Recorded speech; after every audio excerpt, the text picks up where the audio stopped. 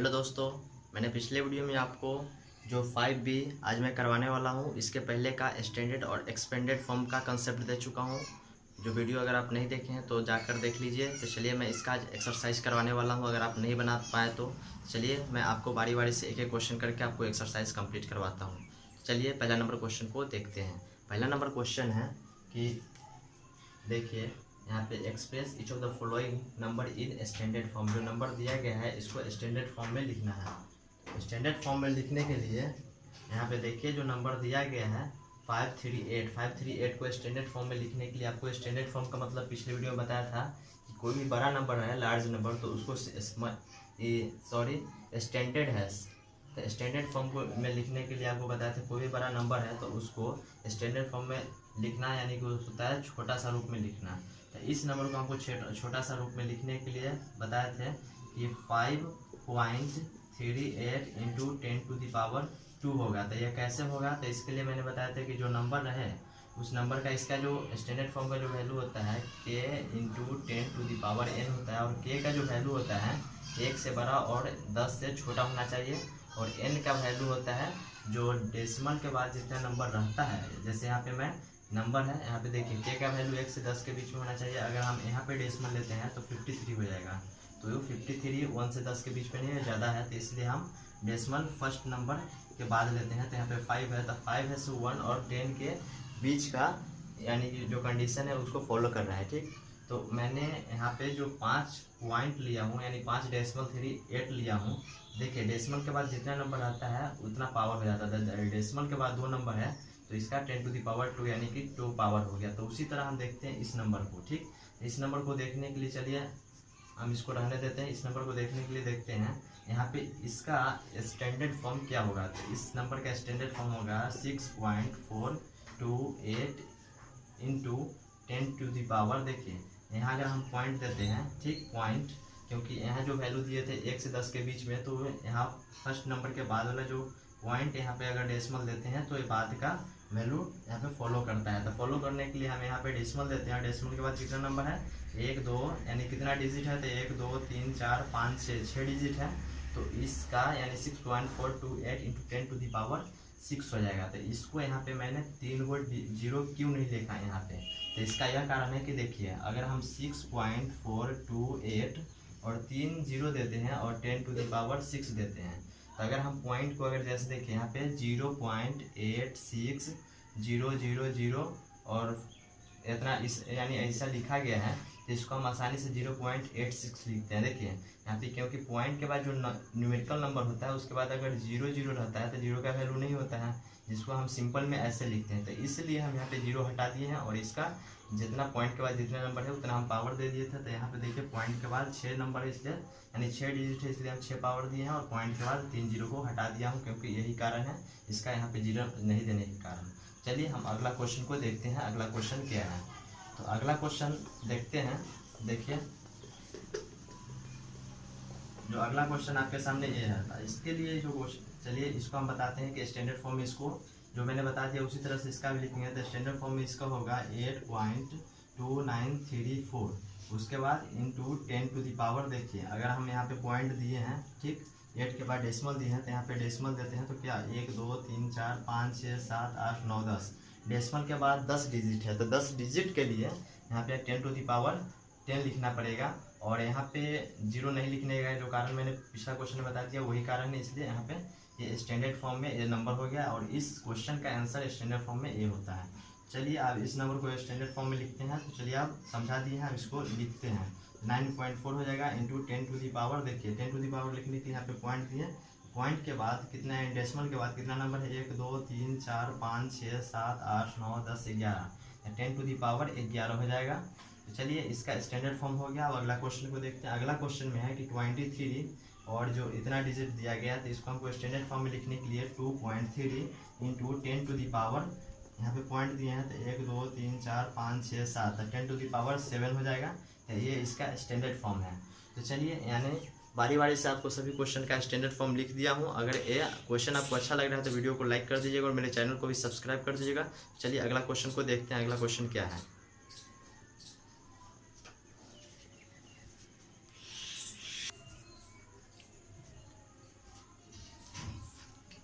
तो दोस्तों मैंने एक नंबर क्वेश्चन को कंप्लीट करवा दिया हूँ। चलिए अब दूसरा नंबर क्वेश्चन को देखते हैं। दूसरा नंबर क्वेश्चन भी सेम उसी तरह है, लेकिन इसमें लैंग्वेज दिया गया है। लैंग्वेज में दिया गया है कि डायमीटर ऑफ अर्थ, यानी जो अर्थ है उसका डायमीटर इतना दिया गया है, तो इसको हमको स्टैंडर्ड फॉर्म में कैसे लिखे। तो स्टैंडर्ड फॉर्म में लिखने के लिए जो मैंने बताया था कि जीरो को सिर्फ छोड़ना है, पॉइंट में यहाँ के जो नंबर है उसके बाद एक पॉइंट देना है, और ये ऐसो के इंटू 10⁻n, और के बराबर है, के का जो वैल्यू है 1 से 10 के बीच में रहना चाहिए। यह नियम को फॉलो करके क्वेश्चन को सॉल्व करना है। तो चलिए इस क्वेश्चन को सॉल्व करने के लिए 1.275 इंटू 10⁻, देखिए पॉइंट यहाँ पे दिए हैं एक के बाद 1 2 3 4 5 6 7, तो इसका हो जाएगा 10⁻7 मीटर, ये इसका आंसर हो जाएगा। चलिए तो आप दूसरा क्वेश्चन को देखते हैं। दूसरा क्वेश्चन में distance between earth and moon, earth और मून यानी पृथ्वी और जो मून यानी कि जो चांद है उसके बीच की जो दूरी है ये दिया गया है। तो इसको हमको स्टैंडर्ड फॉर्म में लिखना है। तो स्टैंडर्ड फॉर्म में लिखने के लिए इसको आंसर होगा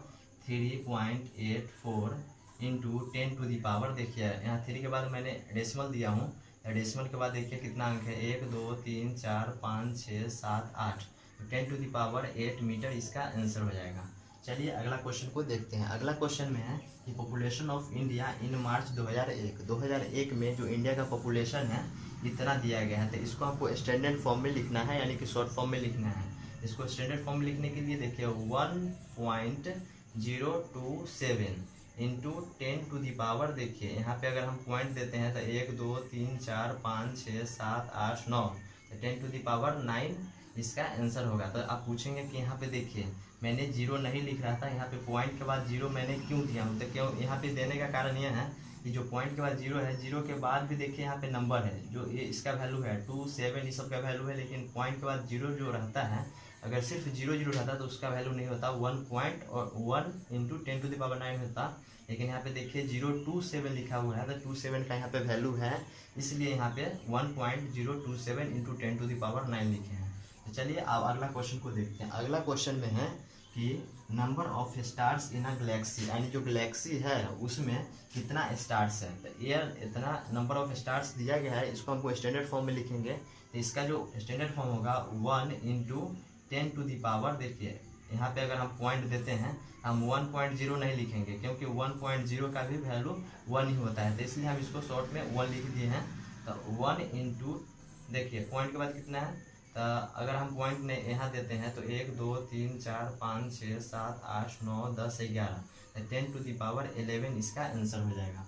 तो चलिए अब अगला क्वेश्चन को देखते हैं। अगला क्वेश्चन में है कि the present age of universe, जो यूनिवर्स है उसका अभी जो प्रेजेंट एज है वो इतना साल है। तो इसको हमको क्या स्टैंडर्ड फॉर्म में लिखना है। तो इसके लिए हमको 1.2 इंटू 10⁻, यहाँ पे हम पॉइंट दिए हैं, तो इसके बाद का नंबर कितना है, नंबर ऑफ जो डिजिट दिया गया है वो कितना है, तो 1 2 3 4 5 6 7 8 9 10, 10⁻10 हो जाएगा ईयर्स। तो चलिए अब इसके आगे 3 नंबर क्वेश्चन को देखते हैं। 3 नंबर क्वेश्चन में किस तरह से है, अब इसको हम वो 3 नंबर जो क्वेश्चन है वो एक्सपेंडेड फॉर्म में है, ये है स्टैंडर्ड फॉर्म, इसको हम शॉर्ट में बनाते हैं, और वो है एक्सपेंडेड फॉर्म, यानी कि जो शॉर्ट नंबर दिया रहता है उसको हम लार्ज में करते हैं। तो चलिए अब 3 नंबर क्वेश्चन को देखते हैं।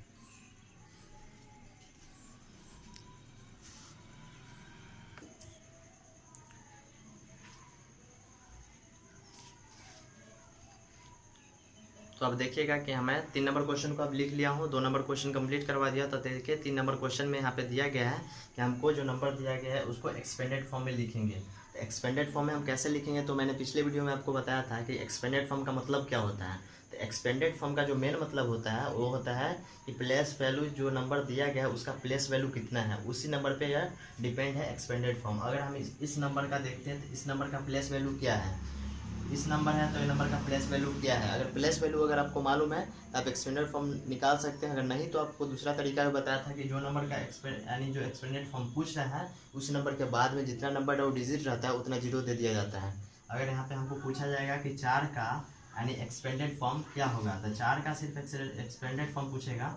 यहाँ पे 4 इंटू, देखिए 4 के बाद 3 को डिजिट है तो 1 2 3, यानी ये इसका एक्सपेंडेड फॉर्म हो गया। इतना नंबर का 4 का एक्सपेंडेड सिर्फ पूछेगा, तो यानी कि एक्सपेंडेड फॉर्म नहीं, प्लेस वैल्यू पूछेगा जो सिर्फ 4 का प्लेस वैल्यू क्या है। यहाँ पे 4 का प्लेस वैल्यू 4000 हो जाएगा, 4000। तो उसी तरह हम जैसे पूरा नंबर है इसको हमको एक्सपेंडेड फॉर्म में बारी बारी से निकालना हो तो कैसे निकालेंगे, तो चलिए हम इसको देखते हैं। तो ये जो क्वेश्चन दिया गया है 684502, तो चलिए हम इसको पहले देखते हैं कि इकाई दहाई सैकड़ा हज़ार दस लाख यानी कि 6,84,502 नंबर जो लिखा गया है उसका यही वैल्यू है। ठीक, इसको लिखने के लिए देखिए यहाँ पे कितना है 6 लाख, तो 6 लाख तो लाख में कितना जीरो होता है, तो देखिए इकाई दहाई सैकड़ा हज़ार 10,000 लाख, इकाई दहाई सैकड़ा हज़ार 10,000 लाख, तो 1 लाख में कितना जीरो होगा 5 जीरो। तो उसी तरह देखिए आपको यहाँ पे समझ आ रहा है कि 1 लाख में कितना 5 जीरो होता है। आप ऐसे भी देख सकते थे कि देखिए यहाँ पे हम 6 नंबर को लिखते हैं तो 6 के बाद कितना नंबर ऑफ डिजिट है, तो 1 2 3 4 5, तो आप सिंपल यहाँ पे 1 लिखकर और 5 को जीरो लिख सकते थे। अगर मैंने ऐसे समझा दिया तो भी कोई गलत नहीं है, आप ऐसे भी समझ लीजिए। यहाँ पे 1 लाख यानी कि अगर 6 यहाँ पे लाख इकाई दहाई सैकड़ा हज़ार 10,000 लाख, तो यहाँ पे लाख का वैल्यू हो रहा है तो 6 लिख के और यहाँ पे लाख दे देंगे। और नहीं अगर वैसे समझ नहीं आ रहा तो नंबर डिजिट लिख के और उसके बाद नंबर ऑफ डिजिट जितना उसके बाद रहता है उतना जीरो दे दिया जाता है। तो चलिए अब इसको हम बनाते हैं। तो यानी यहाँ पे हो गया, तो आप देखते हैं इतना हो गया प्लस हो गया। अब देखते हैं 8 का, तो 8 लिख दिए और 8 के बाद कितना नंबर ऑफ डिजिट है 1 2 3 4, तो यहाँ पे हम लिख देंगे 4 जीरो 1 2 3 4।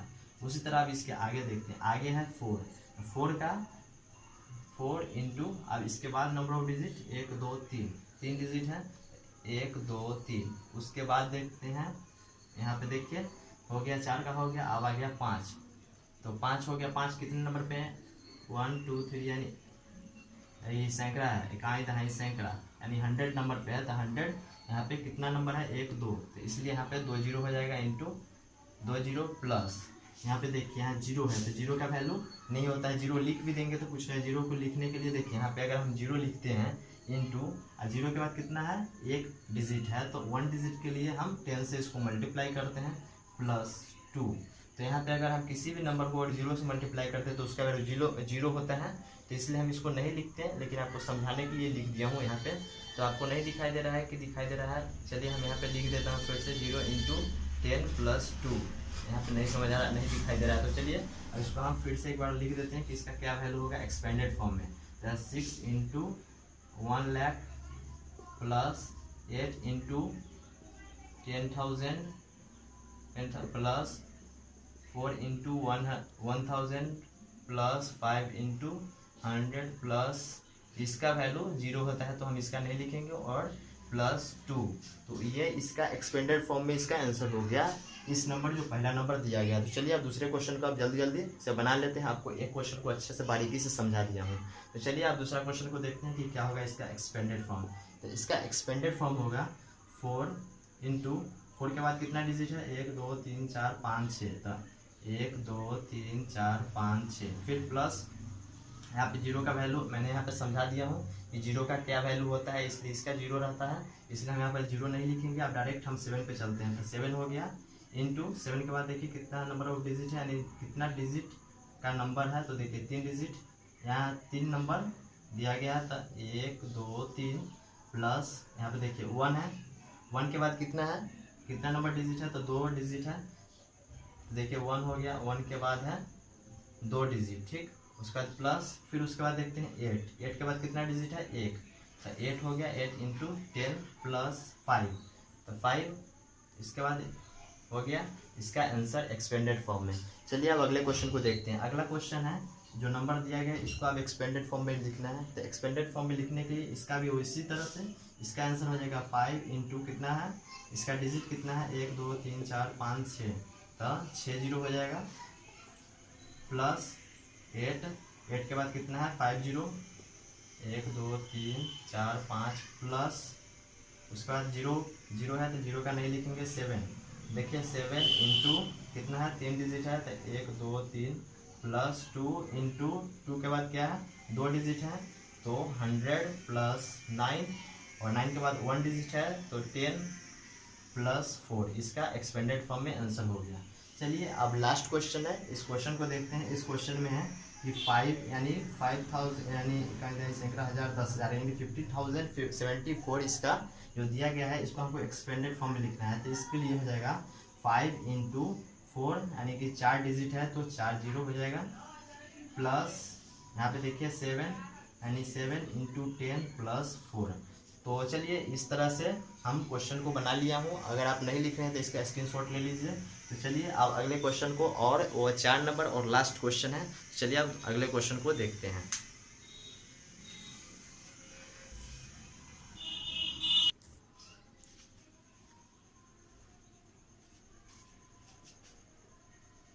देखिए मैंने 3 नंबर क्वेश्चन तक आपको करवा दिया हूँ। यहाँ पे 4 नंबर क्वेश्चन है, मैं 4 नंबर क्वेश्चन को करवाता हूँ। 4 नंबर क्वेश्चन में दिया गया है कि देखिए यहाँ पे कि right the numeral which expanded form is given below. यानी जो नंबर दिया गया है वो एक्सपेंडेड फॉर्म में है और इसको हमको न्यूमेरल के रूप में लिखना है।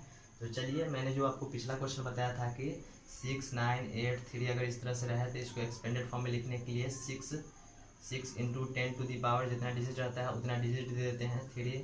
उसी तरह से लिखे थे प्लस 9 इंटू 10 टू यानी 100 प्लस 2 इंटू 10 हो गया, फिर प्लस 8 इस तरह से लिखा था।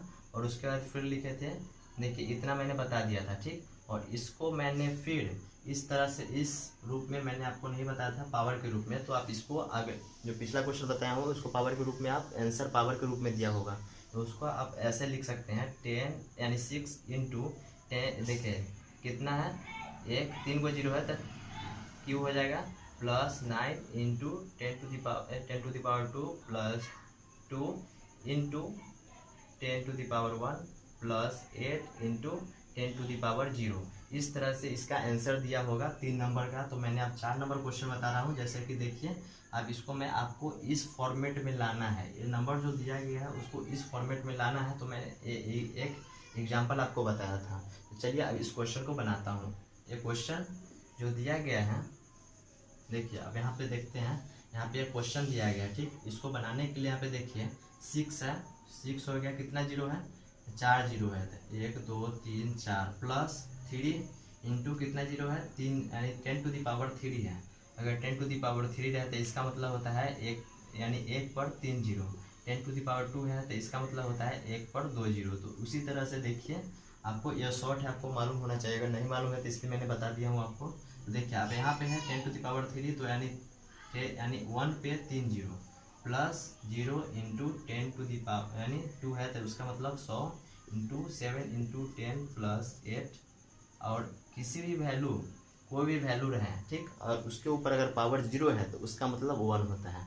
तो इसका मतलब 1 हो गया, ठीक। तो अब इसको हम लिखते हैं तो इसका हो जाएगा 6। देखिए यहाँ पे 6 हो गया, कितना है, 4 0 है, यहाँ पे 3 है, यहाँ पे 2 है, यहाँ पे 1, यहाँ पे 1। यहाँ पे देखिए यहाँ पे 6 हो गया, 3 हो गया, यहाँ पे 0 हो गया, 7 और 8। तो देखिए जो मैंने क्वेश्चन यहाँ पे आ गया। तो देखिए यहाँ पे आपको बताने के लिए अगर 6 यहाँ पे लिखा गया है, मैंने पिछले फॉर्म में आपको उल्टा करके बताता हूँ, ये इसका आंसर होगा न्यूमेरल वैल्यू में, ठीक। तो देखिए अगर एक्सपेंडेड फॉर्म के रूप में लिखना चाहें तो 6 इंटू 10 टू दी पावर कितना पावर रहेगा, 1 2 3 4। तो यहाँ पे 4 है, 4 0। तो चलिए इसका आंसर सही है। अब अगले क्वेश्चन को देखता हूँ। अगला क्वेश्चन में दिया गया है कि जो नंबर दिया गया है इसको हमको एक्सपेंडेड फॉर्म में दिया गया है, इसको हमको न्यूमेरल फॉर्म में लिखना है। तो इससे लिखने के लिए हमको 10 इंटू देखिए कितना 0 दिया गया है, 6 0, 1 पर 6 0, 6 0 हो गया प्लस 7, फिर 1 पे कितना 5 0 है, 1 2 3 4 5 प्लस 0 पे 4 0, 0 into 1 2 3 4 plus 3 into 3 0 plus 4 into 10, 2 0 plus 6 into 10 plus 2। इसका वैल्यू 1 होता है, 1। तो मैं सिर्फ ये आप जानते हैं, हम भी जानते हैं कि इसका अगर किसी भी नंबर में अगर 0 से मल्टीप्लाई हो या 0 में अगर किसी भी बड़े नंबर से मल्टीप्लाई होता है तो उसका वैल्यू 0 होता है। तो ये आप जानते हैं, लेकिन आपको समझाने के लिए आपको इस तरह से लिख देते हैं बीच में। चलिए इसका जो वैल्यू होगा, आप देखिए धीरे धीरे 0 घटाते जाइए और नंबर लिखते जाइए। यहाँ पे देखिए 9 है तो 9 हो गया, यहाँ पे कितना 0 था, 2 4 6 0 था। अब अगला होगा वो 5 0 होगा। तो इसमें देखिए 5 0 है, 1 2 3 4 5 0 है तो सेम यहाँ पे 7 लिख दीजिए। यहाँ पे देखिए 4 0 है तो 4 0 है तो यहाँ पे 0 लिख दीजिए। फिर उसके बाद देखिए यहाँ पे कितना 3 0 है तो यहाँ पे 3 लिख दीजिए। इसके बाद देखते हैं 2 0, 3 के बाद 2 0 होना चाहिए तो उसके बाद हो गया 4। और उसके बाद हो गया देखिए यहाँ पे 1 0, तो 1 0 है, यहाँ पे 6 हो गया और फिर 2। तो ये इसका आंसर हो गया, आंसर होगा 970346 इसका आंसर। चलिए एक और क्वेश्चन बचा हुआ, एक और क्वेश्चन को देख लेते हैं। एक और क्वेश्चन है, यहाँ पे जो क्वेश्चन दिया गया है इसको आप लिखेंगे तो देखिए यहाँ पे 8 हो गया, 10⁵ है यानी कि 1 पे 5 जीरो, प्लस 10⁴ यानी कि 1 पर 4 जीरो, प्लस 4 इंटू 10⁻³ यानी कि 3 जीरो, 2 इंटू 10⁻² यानी कि 2 जीरो, प्लस 9 इंटू 10⁻1 यानी कि 1 जीरो, और प्लस 6 इंटू यहाँ पे देखिए 10⁻0 यानी कि वैल्यू 1 हो गया। चलिए अब इसको हमको लिख लेते हैं, आपको दिखाई दे रहा होगा। चलिए अब इसको जो फॉर्म में लिखेंगे इसका हो जाएगा, देखिए यहाँ पे जीरो घटते रहना चाहिए, 5 जीरो है तो आगे 4 जीरो होना चाहिए, उसके बाद 3 जीरो होना चाहिए, फिर उसके बाद 2 जीरो होना चाहिए। अगर ऐसा नहीं होता, अगर 1 जीरो अगर एक कम हो जाता है तो उसके लिए आपको एक बीच में जीरो देना पड़ेगा। तो चलिए अब इसको हम लिखते हैं। तो 8 हो गया, 6, 4 हो गया, 3 के बाद 2 है, उसके बाद 4 के यहाँ 4 है, उसके बाद 3 जीरो हो गया, उसके बाद 2 जीरो, उसके बाद 1 और उसके बाद नहीं है तो यहाँ पे 4 हो गया, 2 हो गया, 9 हो गया, 6 हो गया। तो इसी का अपोजिट अगर करना चाहे तो देखिए 8 के बाद कितना 1 2 3 4 5, 1 2 3 4 5 जीरो है। तो इस तरह से इसका भी क्वेश्चन का भी आंसर आ गया, इस क्वेश्चन का भी आंसर ये है, और इस क्वेश्चन का नहीं, तीसरा नंबर क्वेश्चन का भी ये है। तो इस तरह से वीडियो में मैंने आपको यानी एक्सरसाइज 5B एक्सपोनेंट चैप्टर आपको कंप्लीट किया हूँ। अगर ये वीडियो आपको अच्छा लगा हो तो मेरे वीडियो को भी लाइक कर दीजिएगा और मेरे चैनल को भी सब्सक्राइब कर दीजिएगा ऐसे वीडियो पाने के लिए। और मैं इस यानी कि जो आप चैनल पे देख रहे हैं उस चैनल पे आपको क्लास 7th का पूरा बुक कंप्लीट करवाने वाला हूँ। तो आप शुरू से अंत तक रहना चाहते हैं तो आप मेरे चैनल को सब्सक्राइब कर लीजिए। तो चलिए दोस्तों, अगर यह वीडियो आपको अच्छा लगा हो तो लाइक कर लीजिए। तो फिर मिलते हैं अगले वीडियो में, आज के इतना ही, फिर मिलते हैं।